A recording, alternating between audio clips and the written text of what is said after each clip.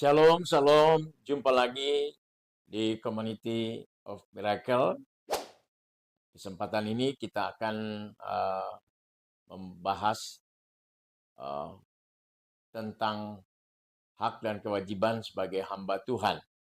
Oleh karena uh, ada pernyataan-pernyataan yang sangat mengganggu ya sebagai hamba Tuhan, sehingga pada kesempatan ini mari kita belajar apa yang kata firman Tuhan, sehingga kita tidak salah kaprah tentang hak dan kewajiban sebagai seorang hamba Tuhan. Oleh sebab itu, sebelum kita membahas lebih jauh dari firman Tuhan ini, mari kita saksikan cuplikan video berikut ini, ya, sehingga kita memiliki pemahaman-pemahaman yang penting, ya, tentang hak dan kewajiban sebagai hamba Tuhan. Mari kita saksikan. Saudara, saya nggak pernah jadi maling di rumah Tuhan. Pastor William itu saksinya. Saya nggak pernah ambil persembahan saudara, saya nggak pernah ambil perpuluhan saudara. Tuhan yang ngomong kamu harus taat Verona, jangan pakai uang gereja, itu bukan uang kamu, itu uang aku. Saya khotbahnya mau nangis nih saudara. Saya bilang sama Tuhan, Tuhan tapi saya pengen punya uang. Tapi bukan dengan cara itu. Meskipun ada banyak pendeta, ada banyak hamba Tuhan, banyak gembala pakai uang gereja. Tapi itu bukan uang kamu, itu uang jemaat, itu uang Tuhan. Dan saya taat sampai hari ini saudara. Saya taat. Ketika saya diberkati Tuhan, Tuhan bilang itu buat gereja. Saya masukin saudara 100 juta. Ketika saya diberkati Tuhan bilang lagi itu punya gereja. Saya masukin 50 juta. Itu buat gereja 20 juta. Semua. Saya nggak ambil uang saudara. Saya nggak curi uang Tuhan. Saya mau taat saudara. Mungkin orang di luar sana bilang, saya pendeta naif. Saya pendeta yang bodoh. Tapi saya mau taat. Saya tidak akan ambil uang saudara. Demi Tuhan di mimbar Tuhan ini. Dari awal gereja berdiri. Saya nggak ambil uang jemaat. Bahkan saudara,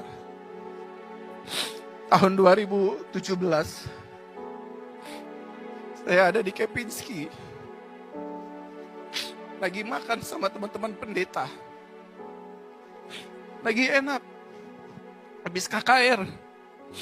Saya makan saudara. Saya ketawa. Tiba-tiba Tuhan bicara dalam hati saya. Kamu enak tertawa di tempat ini. Kamu enak bersanda gurau bersama teman-temanmu. Tahukah apa yang kamu makan dari makanan yang kamu makan? Dari manakah asal uang itu? Tuhan info saya itu uang orang sakit. Itu uang orang sakit yang dipakai sama teman-teman pendetamu. Untuk mencukupi kehidupannya di hari lepas hari. Saat itu saya muntahin semua makanan yang saya makan, stik yang saya makan. Yang harganya 500-700 ribu saya muntahin saudara. Setiap ibadah kesembuhan kami dapat uang 300 juta, 200 juta, 90 juta. Tuhan bilang sama saya di toilet, kamu sedang berdiri di atas penderitaan orang. Itu uang orang sakit. Itu uang orang kanker. Itu uang orang tumor. Kamu menyalahgunakan jabatanmu. Saudara, sejak tahun 2017, 18 sampai 2024 sampai saya dipanggil Tuhan. Saya udah janji sama Tuhan.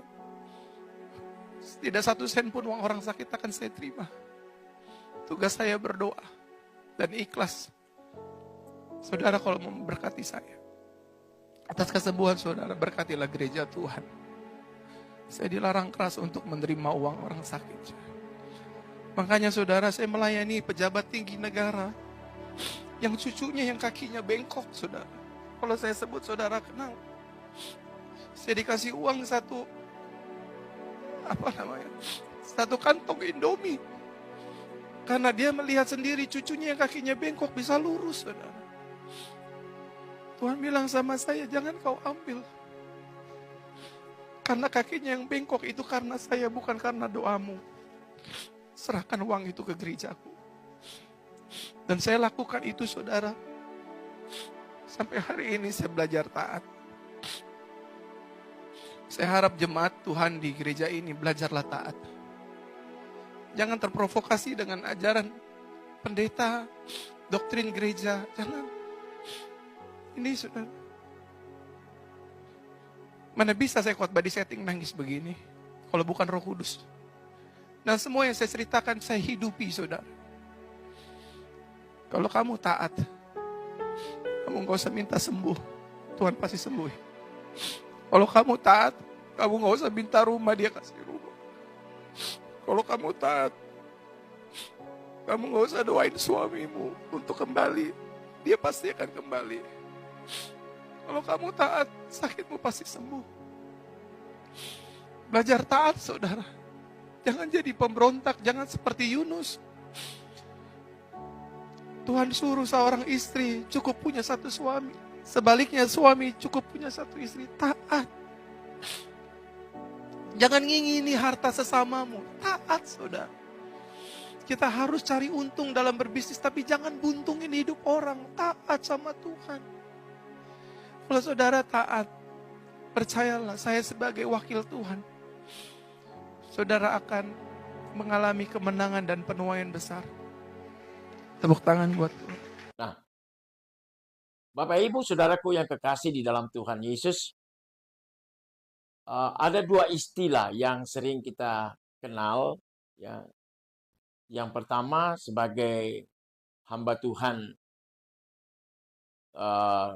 Keluaran, dan yang kedua hamba Tuhan Kejadian. Maksud hamba Tuhan Keluaran adalah mereka yang benar-benar menyadari akan panggilan Tuhan dari awal, sehingga ketika merasa ada panggilan itu, maka dia terjun untuk menimba ilmu di lembaga pendidikan teologi, ya.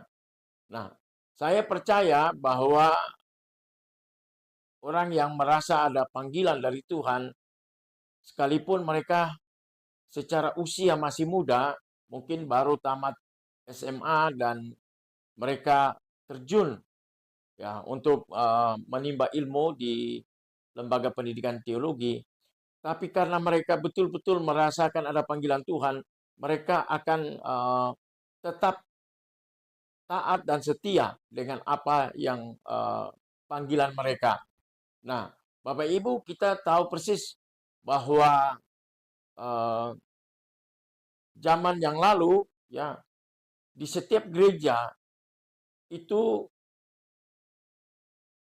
tenaga-tenaga pelayan adalah orang-orang perintis yang terbatas pendidikan sekulernya, ya. Ada yang hanya tamat SD, ada yang hanya tamat SMP, ya. Karena lembaga pendidikan waktu itu masih sebatas itu, jadi mereka hanya belajar, ya, di pendidikan-pendidikan formal yang terbatas, ya. Namun mereka begitu bertahan di dalam pelayanan, ya. Mereka menghadapi semua tantangan pelayanan, mereka bertahan. Padahal pendidikan formal mereka begitu terbatas, ya. Zaman ini kita bisa melihat bahwa hamba-hamba Tuhan bisa mengembangkan potensi mereka, bisa mengembangkan kemampuan mereka, bisa mengembangkan, ya, hidup mereka, diri mereka dengan pendidikan-pendidikan formal yang tinggi. Ada yang S1, ya, ada yang S2, dan juga ada yang S3, ya. Namun itu tidak akan mempengaruhi panggilan mereka karena mereka dipanggil oleh Tuhan untuk melayani, ya. Jadi hamba Tuhan Keluaran ini adalah orang-orang yang betul-betul mau belajar, ya, dan merasakan ada panggilan Tuhan. Sedangkan istilah hamba Tuhan Kejadian adalah mereka yang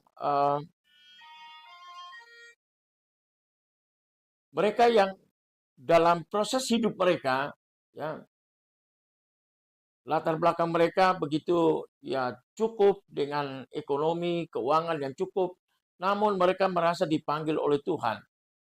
Itu sebabnya mereka terjun di dalam pelayanan.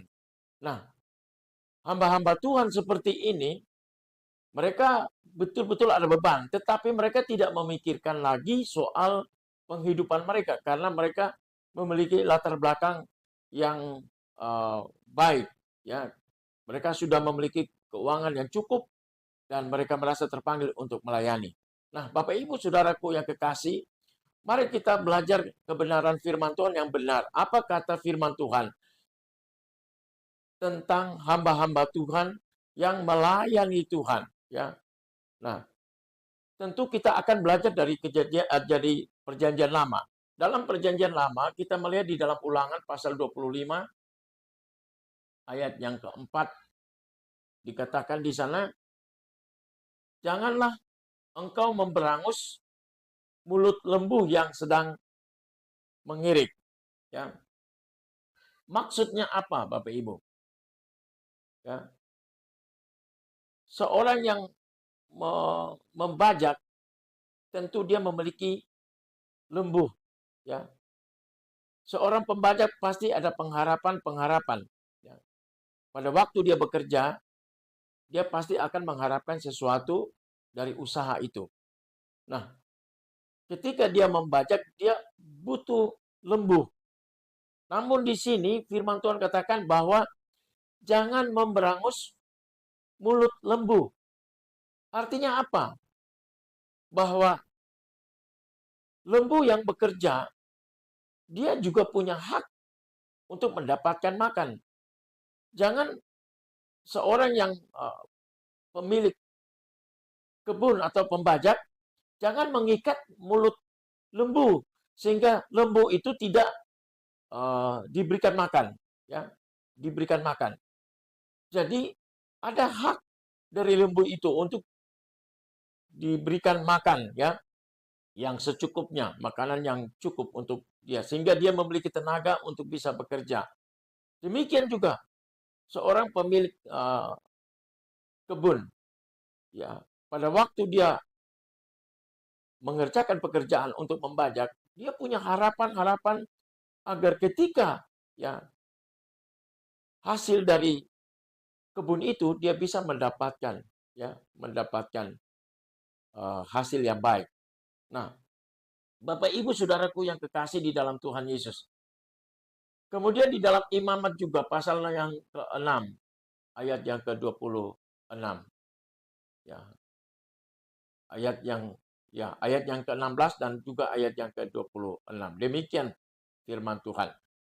Selebihnya haruslah dimakan oleh Harun dan anak-anaknya, haruslah itu dimakan sebagai roti yang tidak beragi di suatu tempat yang kudus.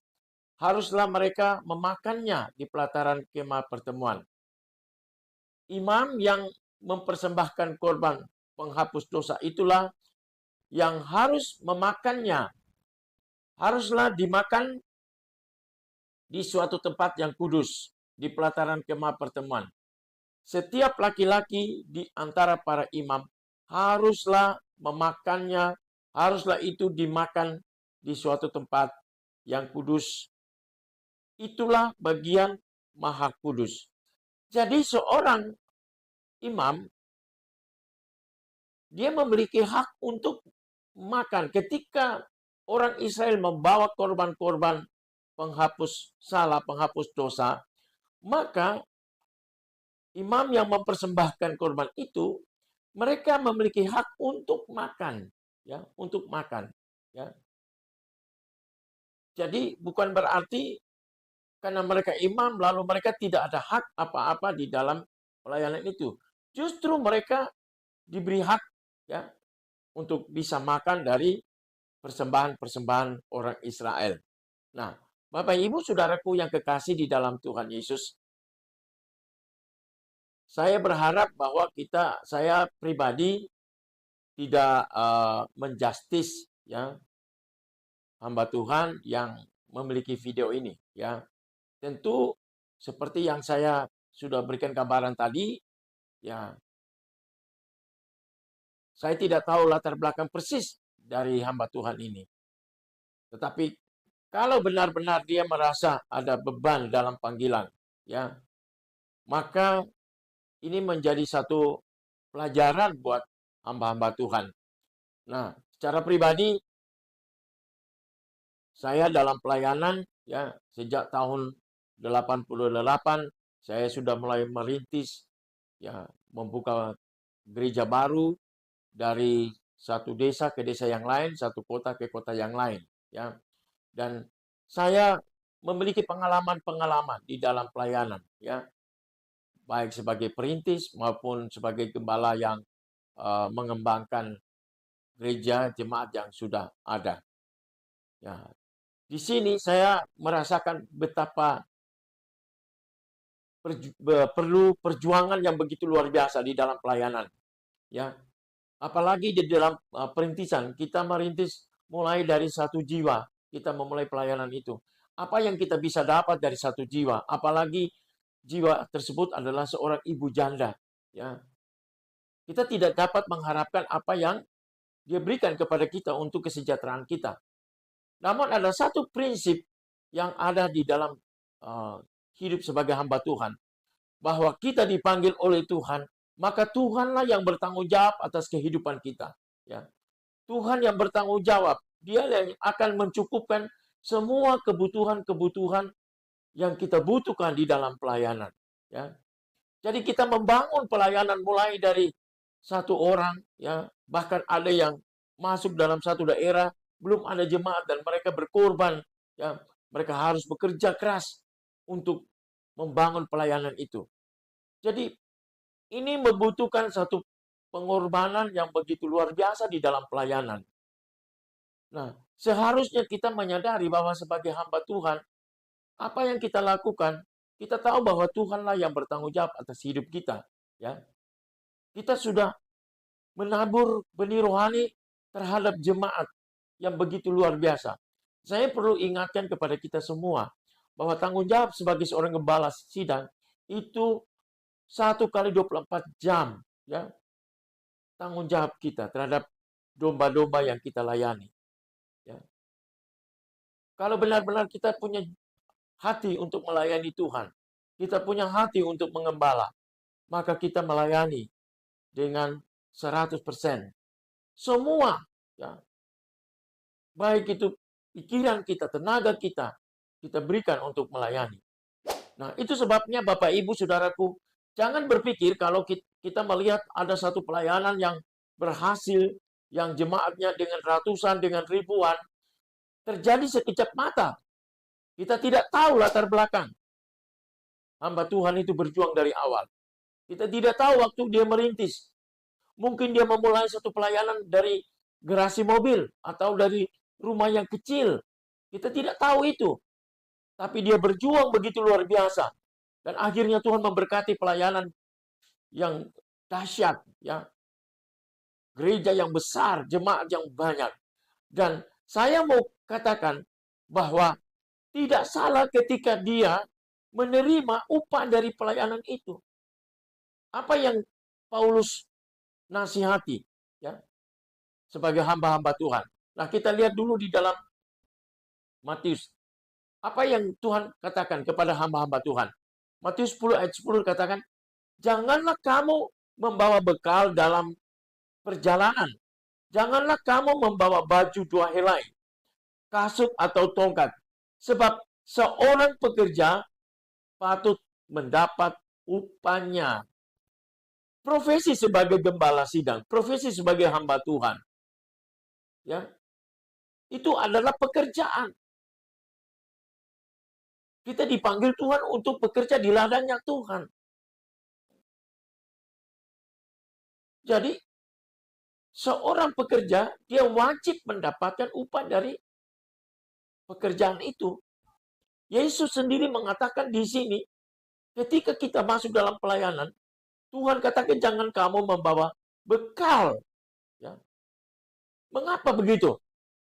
Karena ketika kita masuk di dalam pelayanan, orang-orang yang kita layani, mereka punya kewajiban untuk menghidupi kita. Mereka punya kewajiban untuk memberikan kesejahteraan kepada kita sebagai hamba Tuhan. Ya. Itu sebabnya Yesus katakan, jangan membawa bekal. Karena ketika kita melayani, orang pasti akan memberi makan kepada kita. Ya. Jangan kamu membawa baju 2 helai. Ya. Pengalaman sebagai gembala sidang. Hampir ya jarang sekali membeli pakaian. Ya. Beli kemeja, beli sepatu. Semua yang dipakai oleh gembala sidang itu adalah pemberian ya dari jemaat. Pemberian dari jemaat, hadiah-hadiah, gift dari jemaat. Ya. Dan apa yang kita bisa banggakan? Ya. Karena semua yang kita pakai, ya semua yang kita makan, itu adalah pemberian jemaat. Tetapi perlu diingat bahwa kita bekerja. Kita berkewajiban untuk memelihara gembala, memelihara jemaat. Bapak Ibu Saudara tahu, ketika jemaat kita sakit, maka itu tanggung jawab penuh ada di pundak gembala sidang. Dia berjaga-jaga dengan jiwa yang sakit itu. Ketika seorang ibu jemaat itu melahirkan, maka seorang gembala menunggu, ya, menunggu di rumah sakit, di rumah sampai proses kelahiran itu selesai. Ya. Ketika jemaat mengalami masalah dalam usaha, dalam bisnis, ya, gembala sidang mengambil beban itu 100% diambil oleh gembala sidang. Ya. Mungkin jemaat tidak pernah berdoa, mungkin jemaat tidak pernah berpuasa, tetapi ketika masalah itu diserahkan kepada gembala sidang, maka gembala itu punya kewajiban untuk mendoakan siang malam, bahkan berpuasa berhari-hari, agar supaya jemaat itu keluar dari masalah tersebut. Dengan demikian, bukankah seorang hamba Tuhan berhak untuk menerima upah dari pekerjaan itu, dari pelayanan itu? Jadi Bapak Ibu Saudaraku yang kekasih, saya tidak sedang menantang atau menganggap bahwa kalau mereka diberkati, mereka tidak mengambil persembahan dari gereja, tidak mengambil perpuluhan dari gereja. Saya tidak menyalahkan itu, tetapi saya mohon maaf, kebenaran firman Tuhan perlu kita terapkan. Jadi kita tidak bisa mengeneralisasi prinsip pribadi kita terhadap pekerjaan Tuhan. Ya, karena kita tidak tahu berapa banyak hamba Tuhan yang melayani di desa-desa, di kampung-kampung, di tempat-tempat terpencil yang sulit dengan makanan. Namun mereka bertahan melayani Tuhan. Itu sebabnya Paulus jelas mengajarkan prinsip-prinsip ini. Ya. Di dalam 1 Korintus 9 ayat yang ke-14 mengatakan, demikian pula Tuhan telah menetapkan bahwa mereka yang memberitakan Injil harus hidup dari pemberitaan Injil itu. Sekali lagi saya mau tekankan kebenaran ini. Demikian pula Tuhan telah menetapkan bahwa mereka yang memberitakan Injil harus hidup dari pemberitaan Injil itu. Ya. Ini jelas sekali. Jelas sekali. Itu berarti bahwa seorang hamba Tuhan, dia hidup dari pemberitaan Injil itu. Ya. Nah, prinsip Paulus di sini bahwa kebenaran harus diterapkan walaupun ya bagi Paulus dia tidak menggunakan hak itu Kenapa? Karena Paulus memiliki kompetensi. Dia seorang ahli bangunan. Dia bisa bekerja. Dia tidak hanya sekedar tukang. Tapi mungkin kalau kita bandingkan dengan zaman ini, dia adalah seorang insinyur, ya,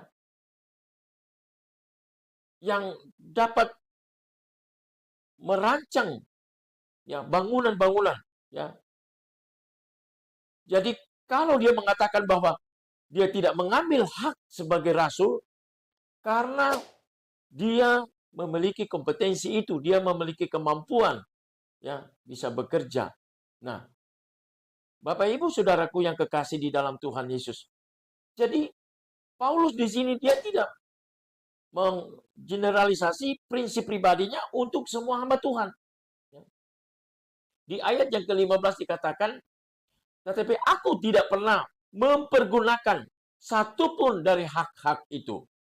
Aku tidak menulis semuanya ini, supaya aku pun diperlakukan juga demikian.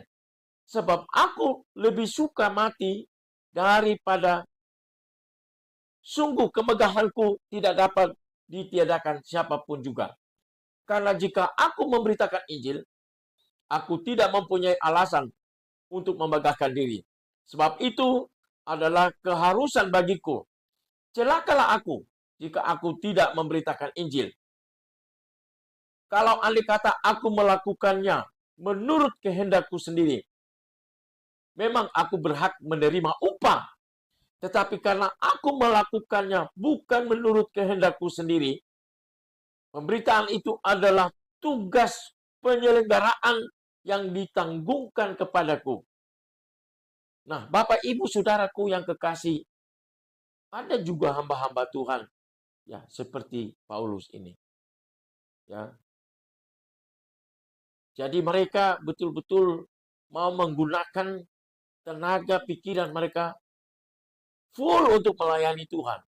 Sehingga hak-hak mereka dari hasil pelayanan mereka, mereka tidak mengambil. Mereka lebih suka memberi, ya, lebih suka memberkati, ya, memberikan kepada orang-orang, kepada jemaat-jemaat yang tidak mampu, ya.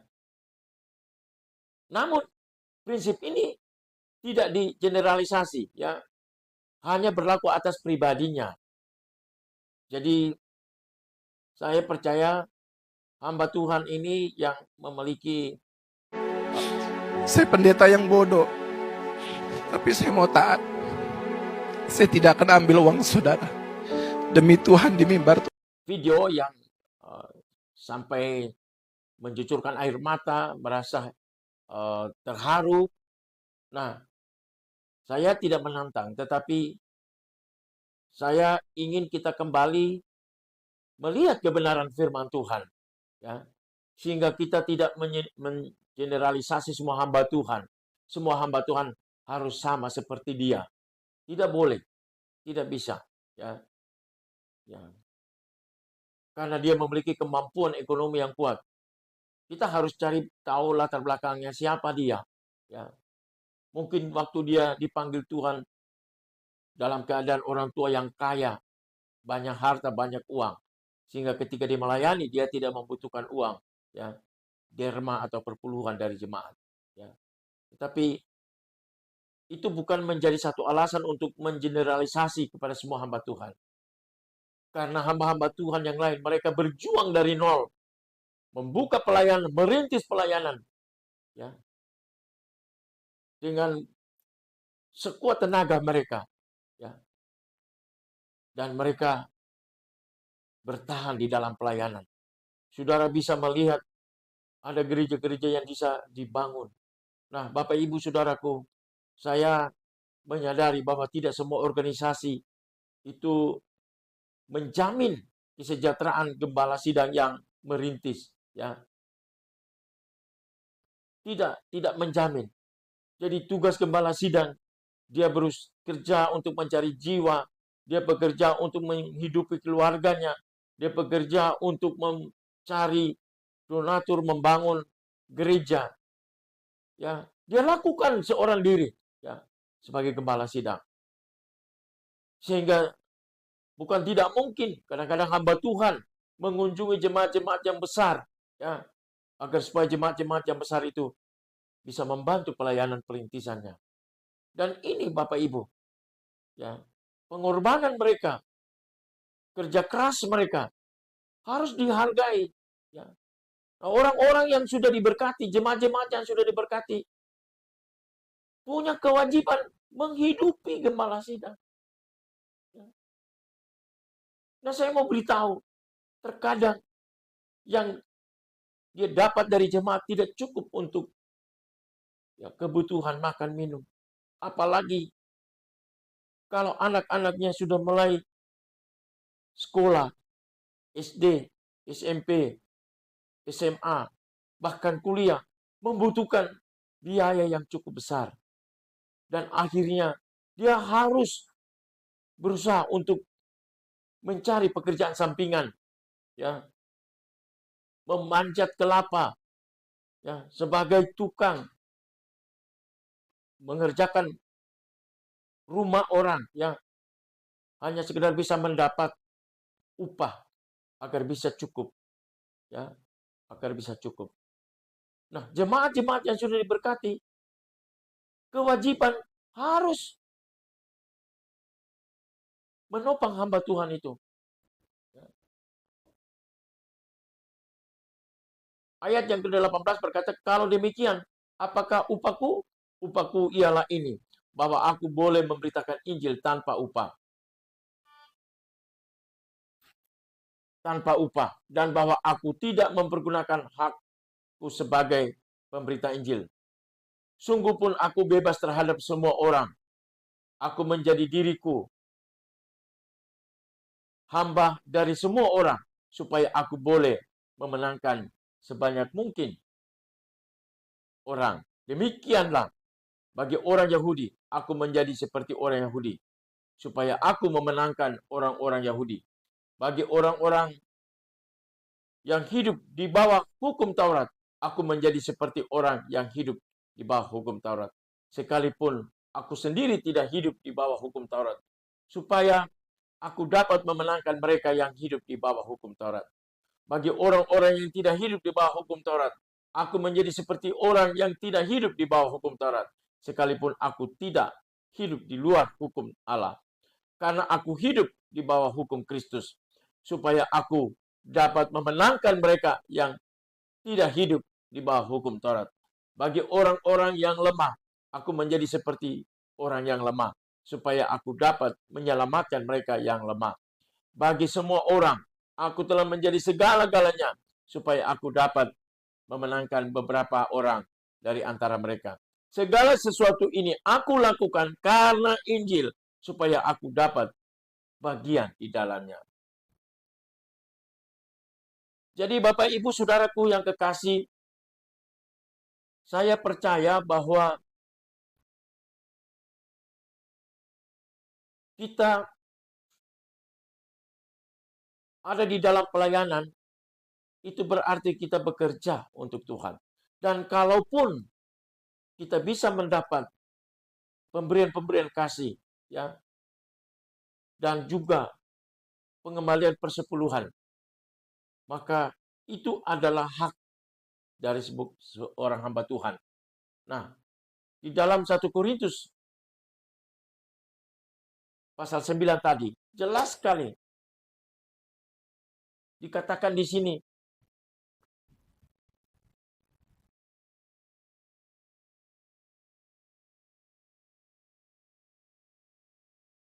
ayat yang ke-11 dikatakan bahwa, jadi jika kami telah menaburkan benih rohani bagi kamu, berlebih-lebihkan. Ya. Sekali lagi, jika kami telah menaburkan benih rohani bagi kamu, berlebih-lebihkah kalau kami menuai hasil duniawi daripada kamu? Jadi ini sebab akibat. Sebagai seorang hamba Tuhan mengajar hal-hal rohani, jemaat yang sudah diberkati harus mengembalikan, ya, harus memberikan kesejahteraan buat gembala sidang. Kalau ada orang lain mempunyai hak untuk mengharapkan hal itu daripada kamu. Bukankah kami mempunyai hak yang lebih besar, tapi kami tidak mempergunakan hak itu. Sebaliknya, kami menanggung segala sesuatu supaya jangan kami mengadakan rintangan bagi pemberitaan Injil Kristus. Tidak tahukah kamu bahwa mereka yang melayani dalam tempat kudus mendapat penghidupannya dari tempat kudus itu, dan bahwa mereka yang melayani mezbah mendapat bagian mereka dari mezbah itu. Jelas sekali Rasul Paulus mengatakan ini, bahwa kita yang melayani mezbah, kita mendapatkan berkat dari situ. Kita mendapat bagian dari situ. Ayat yang ke-14 berkata, demikian pula Tuhan telah menetapkan bahwa mereka yang memberitakan Injil harus hidup dari Injil itu. Jadi jelas sekali Bapak Ibu Saudaraku, bahwa kita yang melayani, kita memiliki hak untuk bisa mendapatkan pemberian-pemberian dari hasil pelayanan kita. Sekali lagi saya mau katakan, pelayanan yang bisa menjadi besar, yang berkembang, pertumbuhan secara kuantitas dan kualitas, itu adalah peran pemimpin, peran hamba Tuhan. Jadi dia berhak untuk menerima pemberian-pemberian dari jemaat. Roma 15 ayat 27. Keputusan itu memang telah mereka ambil, tetapi itu adalah kewajiban mereka. Sebab jika bangsa-bangsa lain telah beroleh bagian dalam harta rohani orang Yahudi, maka wajiblah juga bangsa-bangsa lain itu melayani orang Yahudi dengan harta duniawi mereka. Puji Tuhan. Nah, ini gambaran yang sangat sederhana. Di seluruh dunia, hampir di seluruh dunia, mereka pergi berwisata rohani ke Israel. Semua bangsa di seluruh dunia, yang Kristen, yang Muslim, semua mereka, karena ada ikon-ikon di sana yang bukan hanya milik Kristen, tetapi juga agama-agama lain. Dan kehadiran bangsa-bangsa itu memberkati orang Israel. Memberkati orang Israel. Mengapa demikian? Ayat ini begitu relevan. Kita sudah menerima berkat melalui bangsa ini. Kristus dari keturunan bangsa ini. Kita sekarang merdeka di dalam Kristus. Kita sekarang menerima anugerah keselamatan melalui Kristus. Bukankah kita punya kewajiban juga memberkati bangsa Israel? Jadi ketika kita berwisata rohani ke Israel, secara tidak langsung kita memberkati orang Israel, keturunan Yahudi. Jadi saya percaya bahwa Tuhan mau kita lakukan yang terbaik. Galatia pasal 6 ayat 6. Dan baiklah dia yang menerima pengajaran dalam firman, membagi segala sesuatu yang ada padanya dengan orang yang memberikan pengajaran itu. Jadi prinsip ini tidak boleh diabaikan. Kalaupun saudara dipanggil Tuhan dalam keadaan sudah diberkati, saudara melayani, tapi prinsip pribadi, saudara tidak boleh mengeneralisasikan itu untuk semua hamba-hamba Tuhan. Karena hamba-hamba Tuhan, mereka punya kewajiban melayani, tapi ada hak dari hasil pelayanan mereka itu. Mereka berhak menerima. Namun, perlu diatur. Sebagaimana yang sudah dalam pertemuan yang lalu saya menjelaskan bahwa perpuluhan harus dikembalikan, tetapi diatur di perbendaharaan. Jadi ada pengurus yang mengatur itu. Sehingga ketika jemaat mengembalikan perpuluhan, jutaan, ratusan juta, bahkan miliar, itu diatur di dalam perbendaharaan. Sehingga hamba Tuhan tidak serakah di dalam melayani pekerjaan Tuhan. Ya. Jadi mari kembali kepada prinsip firman Tuhan bahwa kita melayani di mezbah Tuhan, kita melayani pekerjaan Tuhan, kita punya hak menerima upah dari pekerjaan kita itu. Kiranya Tuhan memberkati buat firman Tuhan ini dan lebih lagi memberi semangat kepada kita hamba-hamba Tuhan yang melayani di tempat-tempat yang terpencil, di tempat-tempat ya yang ekonominya begitu sulit, tapi kita tetap bertahan ya, karena kita punya kewajiban ya, tanggung jawab untuk melayani jiwa-jiwa tersebut. Puji Tuhan, Tuhan memberkati. Shalom, kita akan jumpa dalam pertemuan-pertemuan yang akan datang. Haleluya. Amin.